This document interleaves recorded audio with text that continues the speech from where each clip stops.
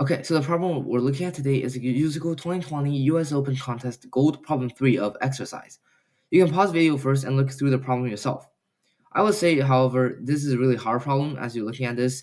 Uh, Even for gold and US Open, I would say it's a little bit difficult. The code writing is not hard, but the thinking process, like you have to be smart to solve this.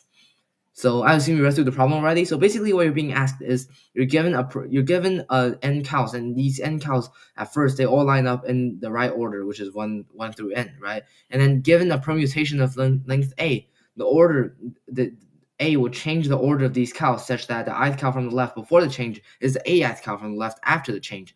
And now you're trying to determine for any AI an integer k such that after k permutations the cows are back to their normal back to their first permutation, which is 1 through n.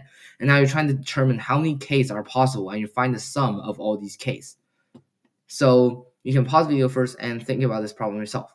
This is really difficult. Okay, so first of all, since you're trying to find the sum of all k's, you definitely can't just enumerate all the permutation of n to get a, because that's way too much. And you have to find the sum of k, that's just way too much. So the first thing that we can notice is that we can divide this problem into a few independent components.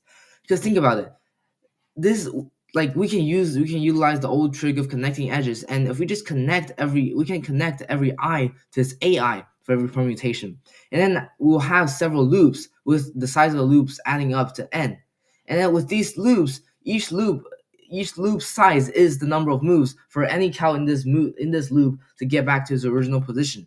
So then the number of moves for a certain permutation A, the K for that A is just going to be the least common multiple of the size of all these loops.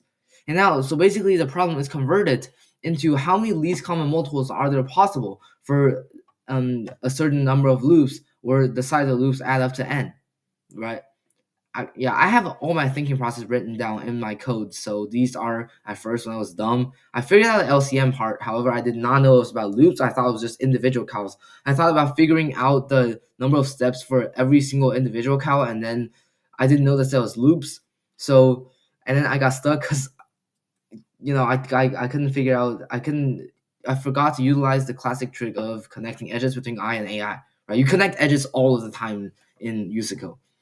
But even in completely non-graph theory problem, you still can connect edges. So anyways, I got stuck, and then I looked at the solution, and then I realized that now that we have loops and LCMs, we're essentially trying to find how many LCMs are possible. And so for LCM, for us to have as many LCM as possible for a certain sum, right? Because we're trying to divide n, the sum has to be exactly n.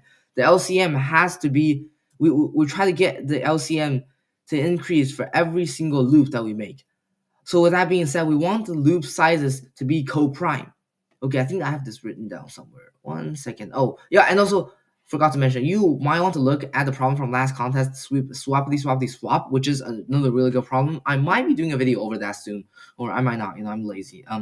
So in this problem, in that problem,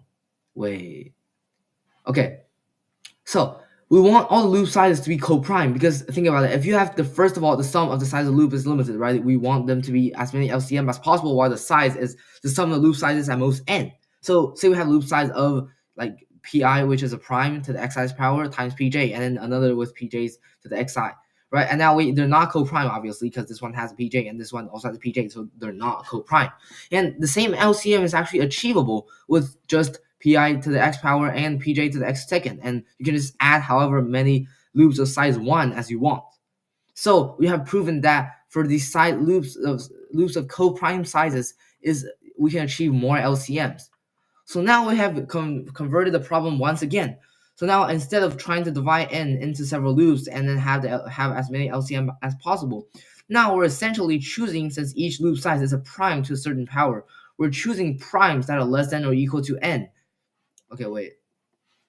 Now the problem becomes, out of all primes within n, choose each any numbers of times possibly 0, so that it will just be 1, so that the sum is less than or equal to n. And then how many ways are there to choose? Well, this sounds like, it actually doesn't sound like about the knapsack. The solution just said that. I mean, they're just smart, I guess.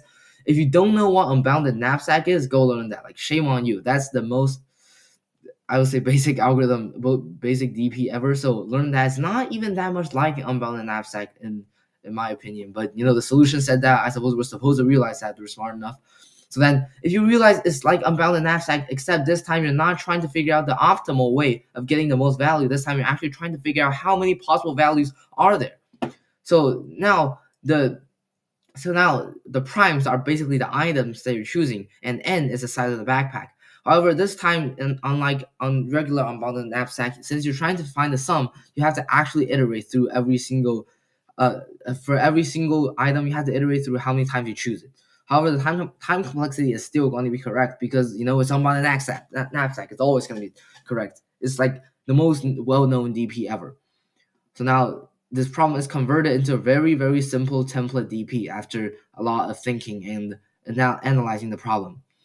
So when we go back to our question today, so basically what we did today is, first of all, realizing that we can divide the problem into several loops, which are completely independent of each other. Secondly, we realized that now all we have to do is to divide n into loops so that the LCM, so we can achieve as many different LCM as possible. Before we finally analyzing the problem and realizing that this is actually just analyzing and realizing that the size of the loops has to be all co-primed to each other in order for there